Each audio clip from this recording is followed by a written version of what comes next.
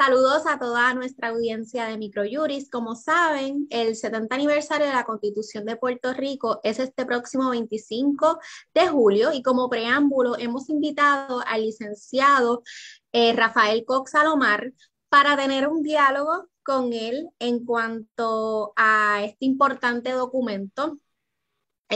Hoy particularmente vamos a estar hablando sobre la Carta de Derechos. Saludos, licenciado. Muchas gracias por estar con nosotros.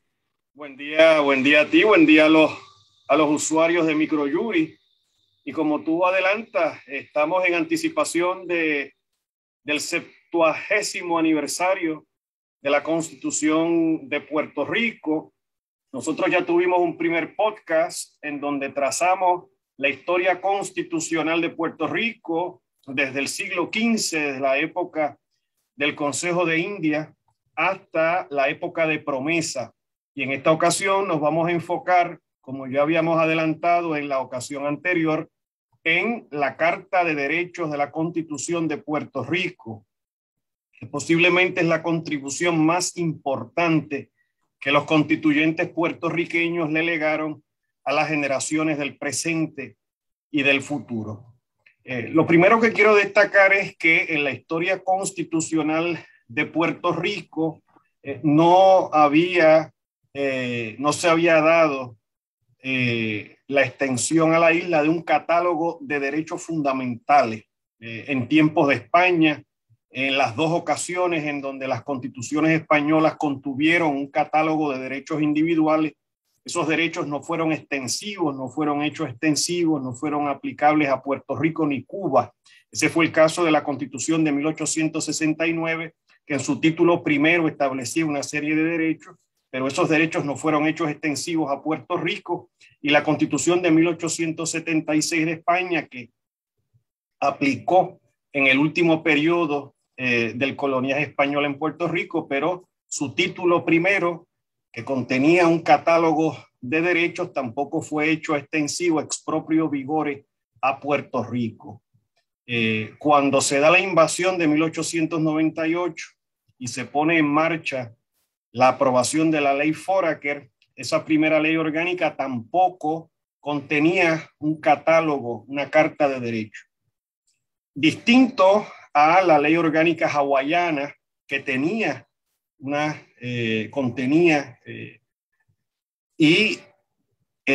lograba la incorporación de los derechos que ya estaban contenidos en el Bill of Rights federal. Ese no fue el caso en Puerto Rico. Así que la primera legislación local de derechos civiles se da en 1902, es un estatuto discreto, y no es hasta la ley Jones en 1917 en donde el Congreso incorpora en esa sección segunda de la ley Jones un catálogo de derechos, pero es un catálogo que realmente es un calco de la Carta de Derechos Federal, en donde no había habido insumo de los puertorriqueños. Simplemente era una imposición del Congreso y esa sección 2 de la ley Jones fue la que imperó aquí hasta entrada la Constitución de 1952. Así que la Carta de Derechos de la Constitución de Puerto Rico, que está contenida en ese artículo segundo de la Constitución, que cuenta con 19 secciones, es posiblemente la contribución más importante.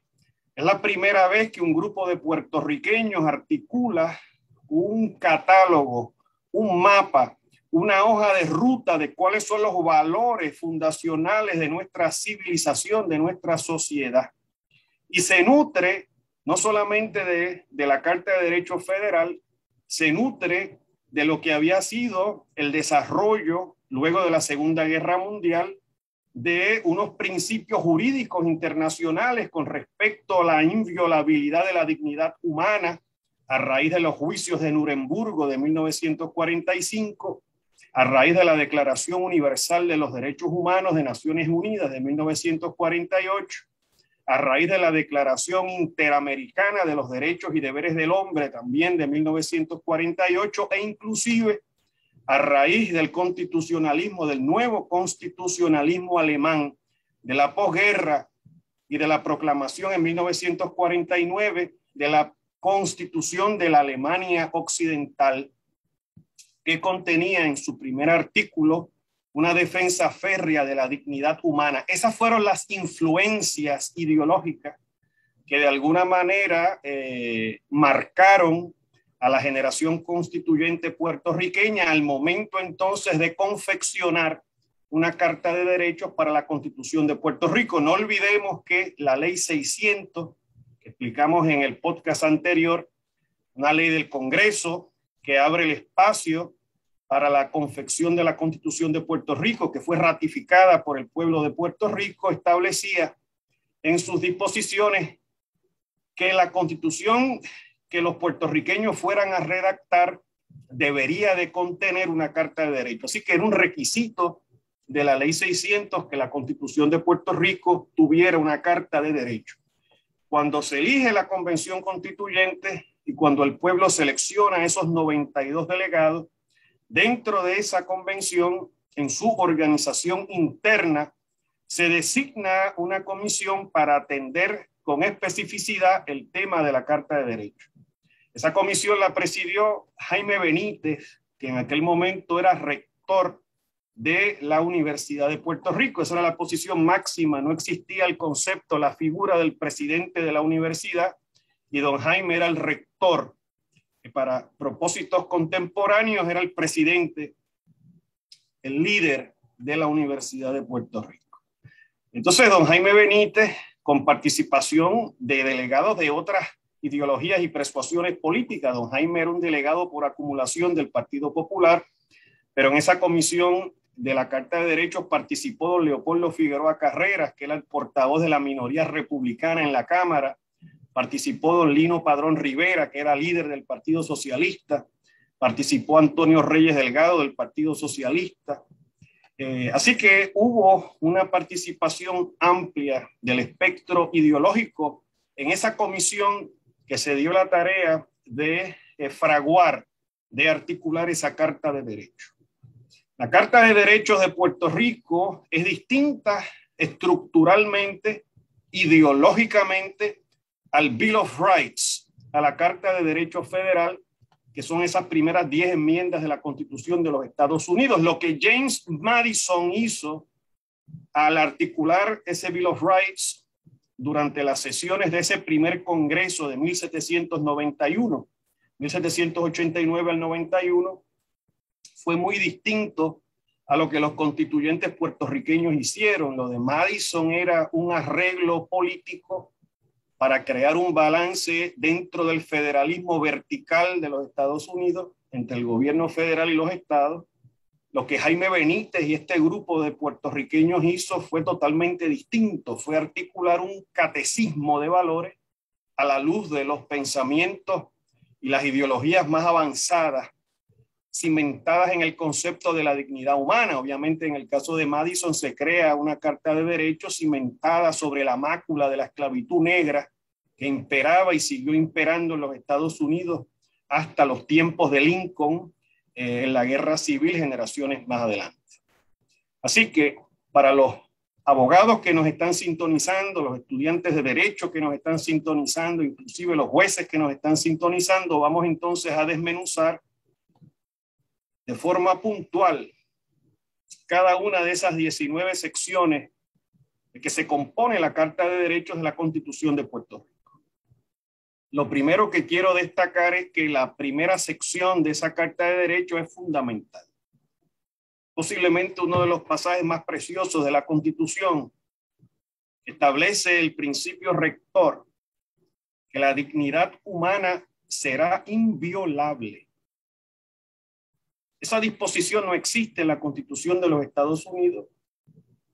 Es una disposición que vino como producto del texto de la Declaración Universal de Derechos Humanos y de la Declaración Interamericana de los Derechos y Deberes del Hombre, y que era muy propia de ese periodo de la posguerra, luego del Holocausto judío y luego de los tribunales, de los juicios de Nuremberg. Así que la sección primera establece que el derecho, la dignidad, la protección de la dignidad humana es inviolable, la dignidad humana en Puerto Rico es inviolable, Y de ahí surge un derecho que es oponible a terceros, es oponible a privados, que no necesita la acción del Estado para ser resarcido. Y al mismo tiempo, esa sección primera establece de forma explícita toda una serie de clasificaciones sospechosas que van a estar sujetas al más estricto de los escrutinios judiciales. Y de forma explícita, en esa sección primera se establece que clasificaciones cimentadas en la raza, en el origen, en la nacionalidad, en el nacimiento, en el género,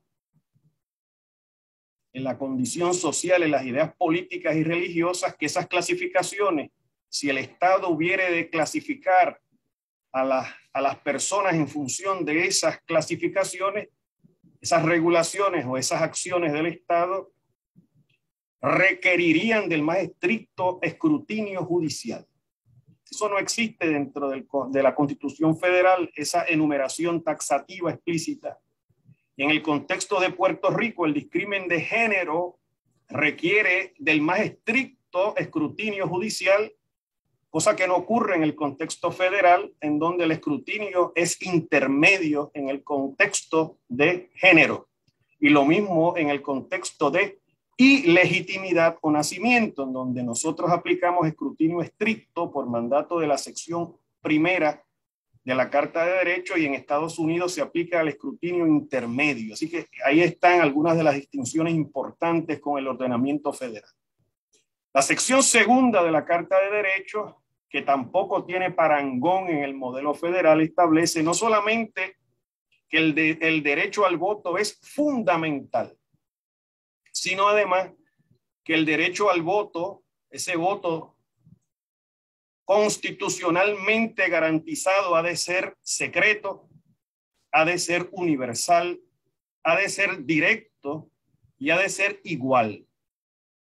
Esas garantías con ese lenguaje no existen en la Carta de Derechos Federal. De hecho, el concepto de constitucionalizar el derecho al voto surge a nivel federal con la 15ª enmienda de 1870 y con la 19ª enmienda que le da el derecho al voto a la mujer, más adelante, ya en 1920. Así que los constituyentes puertorriqueños tuvieron esa previsión. La sección 3 de la Carta de Derechos es la que constitucionaliza en Puerto Rico las libertades religiosas, la libertad de culto y la separación de iglesia y Estado. Es muy parecida a las cláusulas de libertad de culto y separación de iglesia y Estado que existen en la primera enmienda federal, con una salvedad. Y es que en el texto nuestro, en la sección tercera, el constituyente puertorriqueño le añade lenguaje que no existe en la primera enmienda, que es que establece que en Puerto Rico habrá completa separación de iglesia y Estado. Ese lenguaje, ese mandato tan específico y tan contundente, pues no existe en la Constitución de los Estados Unidos, en esa primera enmienda. La sección 4 de la Carta de Derechos es la que constitucionaliza las libertades expresivas, la libertad de expresión expresiva y simbólica, la libertad de prensa, la libertad de requerir la reparación de agravios, el resarcimiento de la reparación de agravios por parte del gobierno. Y al mismo tiempo, esa sección 4, con el pasar del tiempo, en el caso de Soto contra secretario de Justicia, muchos años después, el Tribunal Supremo de Puerto Rico, por fiat judicial, deriva de esa cuarta sección de la Carta de Derechos que también existe el derecho fundamental no enumerado a la información pública, que se deriva de esas libertades expresivas, de esas libertades de prensa que quedan contenidas en la sección 4 de la Carta de Derechos. La sección 5 de la Carta de Derechos, que suscitó muchísimo debate en el Congreso de los Estados Unidos al momento de la ratificación de la Constitución en 1952, es la que establece que en Puerto Rico sí existe el derecho a la educación primaria y secundaria, compulsoria en el contexto de la educación primaria, Y al mismo tiempo, esa sección quinta establece una cláusula de sostenimiento que ha sido producto de muchísimo debate político y debate jurídico. ¿Cuál es el alcance de la cláusula de sostenimiento? El lenguaje de la cláusula de sostenimiento viene de la ley Jones,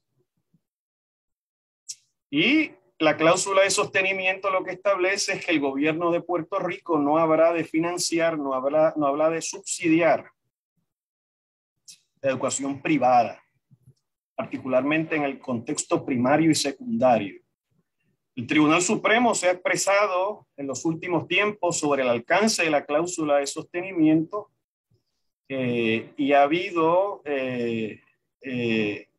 una lectura en donde se ha limitado un poco el alcance de la cláusula de sostenimiento, pero sigue siendo motivo de debate político y de debate jurídico. La sección próxima, que es la sección 6, que es la que incorpora, constitucionaliza la libertad de asociación en Puerto Rico, no existe en el contexto de la Constitución de los Estados Unidos, no existe explícitamente en la primera enmienda una disposición análoga. La libertad de asociación en el contexto federal se derivó implícitamente de la libertad de expresión en un caso resuelto por el Supremo Federal en 1958, que era el caso del NAACP contra Alabama.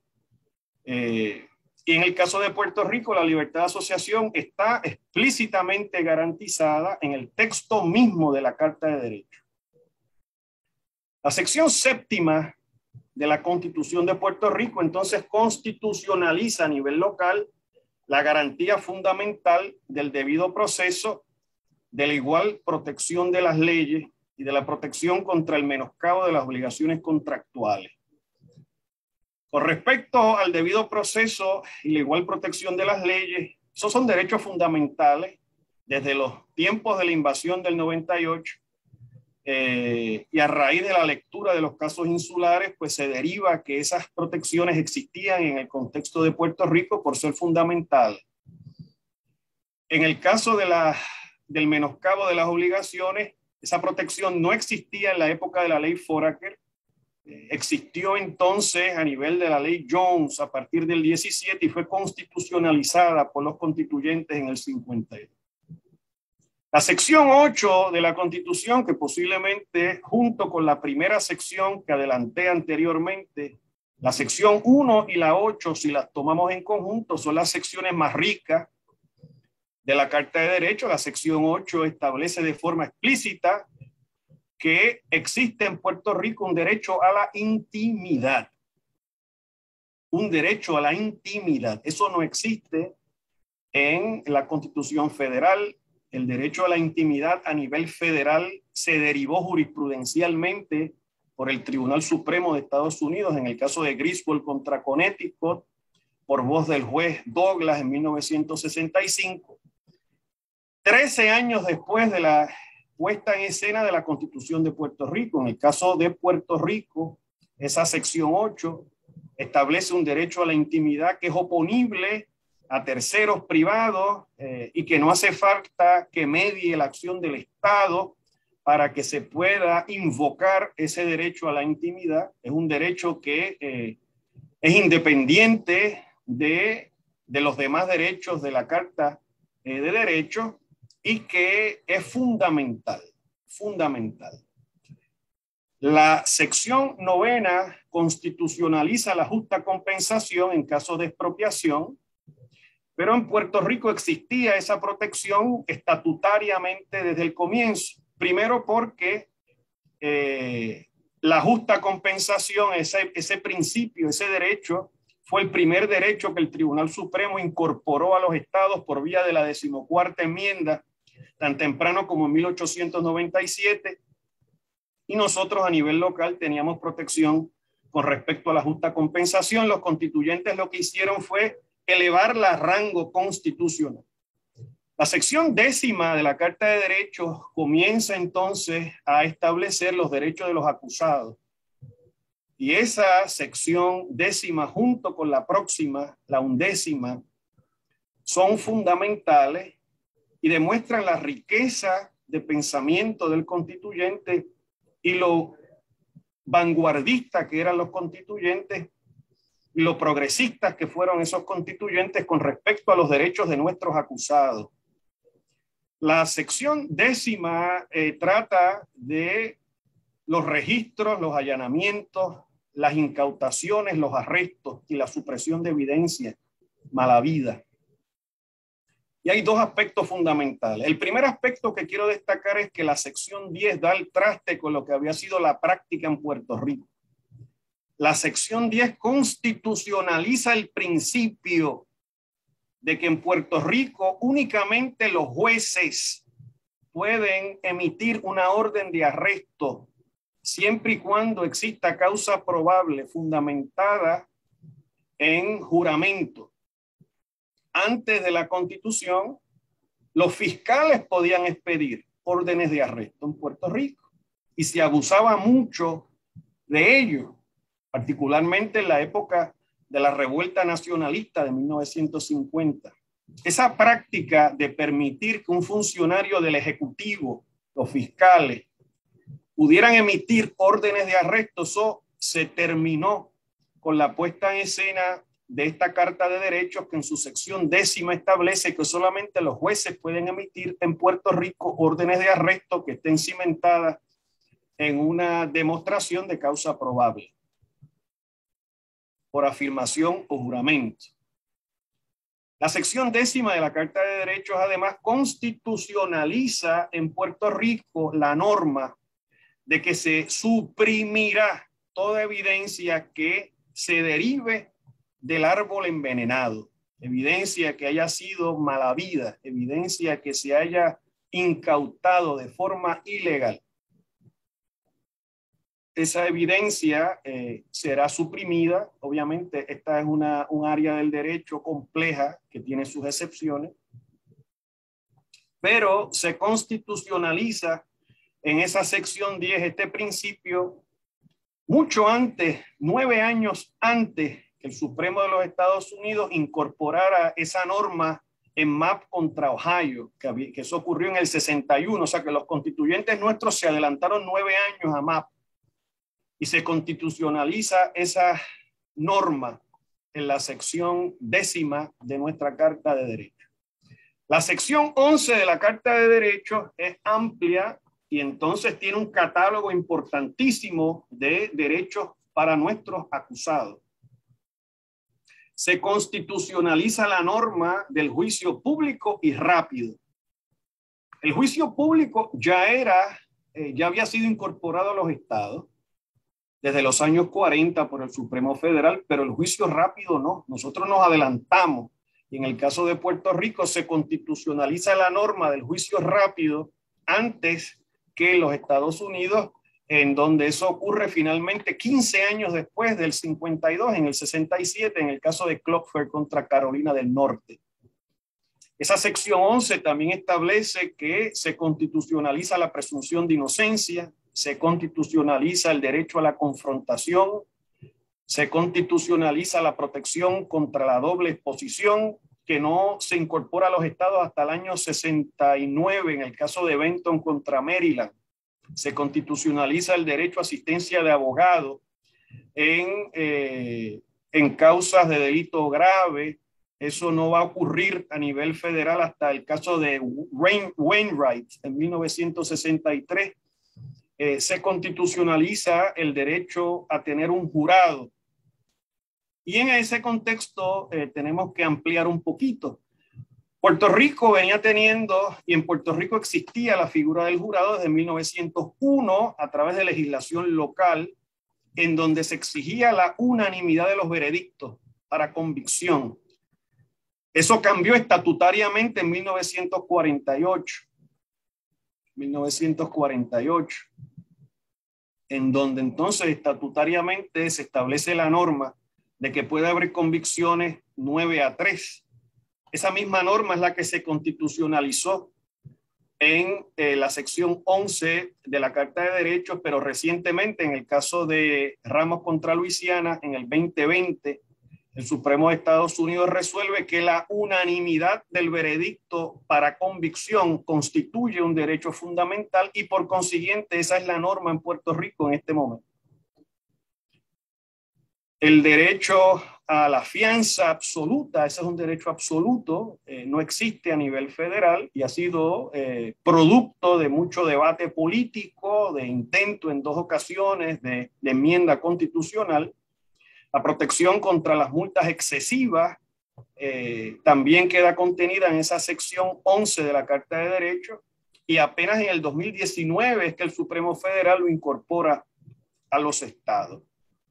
Y una de las contribuciones más importantes de esa sección 11 es que establece de forma perentoria que nadie que no haya podido prestar fianza puede permanecer encarcelado esperando juicio por más de 180 días, por más de 6 meses. A los 181 días la persona, a pesar de que el juicio no se haya visto, tiene que salir a la calle. Ese es un principio importante que se establece de forma explícita en esa sección 11 de la Carta de Derecho.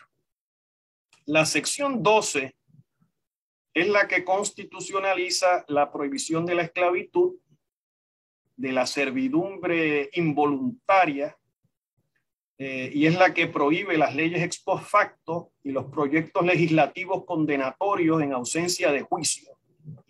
En Puerto Rico, la abolición de la esclavitud realmente ocurre en tiempo de España, 22 de marzo de 1873, y como quiera, desde la invasión del 98, pues aplicaba la 13ª enmienda de la Constitución americana que prohíbe la esclavitud. Así que dentro de esa sección 12 que habla del tema de esclavitud y servidumbre involuntaria, que copia el lenguaje de las leyes ex post facto y de los bills of attainder, los proyectos condenatorios a nivel legislativo en ausencia de juicio, hay que tomarla de la mano también con la prohibición que se da de la pena de muerte, que es una prohibición que también queda contenida en la Carta de Derechos, y es que a nivel constitucional en Puerto Rico se prohíbe la pena de muerte. La pena de muerte estaba prohibida estatutariamente desde el año 1929, obviamente en tiempo de España y los primeros 29 años de la dominación norteamericana se aplicó en Puerto Rico la pena de muerte. Y hubo una serie de personas que fueron ejecutadas con el garrote vil y la horca durante ese periodo. En 1929 la legislatura de Puerto Rico elimina la pena de muerte a nivel local. El tema de la pena de muerte suscitó un debate importante en la Convención Constituyente y finalmente los constituyentes decidieron que había que elevar a rango constitucional la prohibición de la pena de muerte. Hubo algunos delegados que planteaban que lo que había que hacer era darle a la legislatura el poder para decidir si reincorporar la pena de muerte o no, pero que ese poder debería de estar en las manos de la legislatura. La convención al final decidió prohibir la pena de muerte y no darle ninguna discreción a la legislatura con respecto a la pena de muerte. Esto me lleva entonces a la 13ª sección, la sección 13 de la Carta de Derechos, que marca también un cambio importante con respecto a la ley Jones y que marca una diferencia importante con respecto a la Constitución Federal. El recurso de la habeas corpus en Puerto Rico es un recurso de estirpe fundamental. El recurso de la habeas corpus en Puerto Rico solamente puede ser suspendido por la Asamblea Legislativa. En la época de la ley Jones, en la época de la ley del gobernador electivo, obviamente la ley Foraker, el gobernador unilateralmente podía suspender el recurso de la habeas corpus. Esa potestad del gobernador fue eliminada por la Convención Constituyente. La Convención Constituyente entendió que ese era un poder que debería recaer íntegramente en las manos de la Asamblea Legislativa, a pesar de que durante la revuelta nacionalista del 50 no se suspendió el recurso de habeas corpus. Las arbitrariedades y los desmanes que ocurrieron en ese momento pesaron sobre el ánimo de los constituyentes, que decidieron entonces depositar ese poder exclusivamente en las manos de la Asamblea Legislativa. La 14ª sección de la Carta de Derechos es una copia de la cláusula de los emolumentos de la Constitución Federal, que simplemente establece que si un funcionario de gobierno va a recibir un título nobiliario, alguna distinción de un poder extranjero, pues necesita la autorización de la legislatura de Puerto Rico. La sección 15 constitucionaliza el principio fundamental de que los menores de 16 años no pueden ir a parar a un presidio de adultos. Puerto Rico, desde principios de siglo XX, desde 1915, había legislación de menores, y lo que se hace es que se constitucionaliza la norma de que el joven menor de 16 años no puede ir a parar a un presidio, una cárcel con hombres adultos. Al mismo tiempo establece salvaguardas con respecto al empleo de menores de 14 años. Las próximas 3 secciones hay que verlas en colectivo. La sección 16, 17 y 18, que son las que tienen que ver con los derechos de los empleados. Estas disposiciones no encuentran análogos, no hay parangón en el sistema federal, no existe comparación. Son unas disposiciones que se derivan de esos enunciados, de esos principios de las declaraciones universales de derechos humanos, y que son muy propios del periodo de la posguerra. El derecho a igual paga por igual trabajo, el derecho al horario de 8 horas de trabajo, el derecho a cobrar como mínimo tiempo y medio por trabajo hecho más allá de ese periodo de 8 horas, el derecho a poder negociar de forma colectiva, el derecho a huelga en el contexto de los empleados privados. Todo ese entramado de derechos, primero, son oponibles contra terceros privados. Por definición, no tiene que mediar la acción del Estado.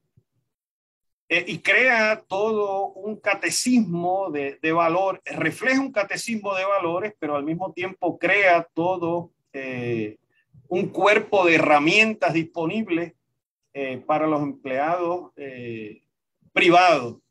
Y al mismo tiempo la legislatura, en el ejercicio de sus responsabilidades a lo largo del tiempo, desde finales de los años 50, ha venido legislando en materia laboral, legislando toda una serie de protecciones que le ponen freno o intentan ponerle freno al discrimen en todas sus manifestaciones en el mercado de trabajo. La sección 19, que realmente fue la penúltima de las secciones, y ahora vamos a ver por qué. La sección 19 es un calco de la 9ª enmienda federal, en donde básicamente queda establecido que esta enumeración de derechos incluida en esta Carta de Derechos no es limitante y reconoce que puedan existir otros derechos fundamentales de igual estirpe que no necesariamente estén enumerados o contenidos en esta Carta de Derechos. Abre la puerta para que el Tribunal Supremo pueda derivar en el ejercicio de su poder de revisión judicial derechos fundamentales que estén implícitos, que estén contenidos dentro de los derechos enumerados en esta carta, en este catálogo importante. Esa es la última sección de la Carta de Derechos como está configurada la Constitución en este momento histórico. Ahora bien, los constituyentes, al momento de enviar el borrador de la Constitución a finales de febrero, que terminaron los trabajos, y cuando se le presentó al pueblo de Puerto Rico el 3 de marzo el borrador de la Constitución, contenía la Carta de Derechos una última sección, que era la sección 20. Y en esa sección 20 quedaba establecido que se le reconocería a los puertorriqueños el derecho al trabajo, el derecho a la salud, el derecho a la vivienda, el derecho a la vestimenta, el derecho a las protecciones sociales en términos de indigencia. Y todo un entramado de derechos que partía de la Declaración Universal de Derechos Humanos de Naciones Unidas y de la Declaración Interamericana de Derechos y Deberes del Hombre del 48.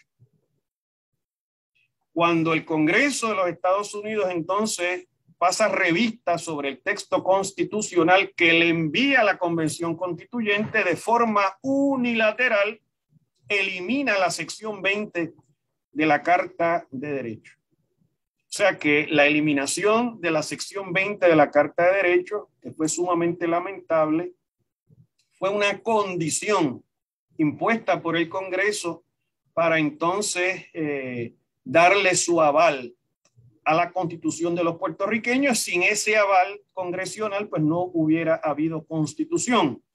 Así que con eso redondeo y con eso terminamos nuestra radiografía del artículo 2 de esa Carta de Derechos, que es tan importante para la vida de los puertorriqueños y que refleja los valores de una sociedad eminentemente cristiana, apegada a la inviolabilidad de la dignidad humana. Muchas gracias. Claro que sí. Licenciado, muchas gracias por su tiempo. Aquí estuve apuntando y tomando nota de cada una ¿verdad? De cada una de las enseñanzas que tuvimos en la mañana de hoy. Importante a toda nuestra audiencia, nuestra serie va a continuar. El próximo tema que vamos a estar atendiendo será el artículo 3 en relación al poder legislativo, así que para esto vamos a contar con la participación del licenciado, así que los esperamos, manténganse pendientes a todas las actualizaciones en cuanto a este importante evento que vamos a estar celebrando próximamente el 25 de julio. Así que muchas gracias, licenciado. Hombre, gracias a ustedes.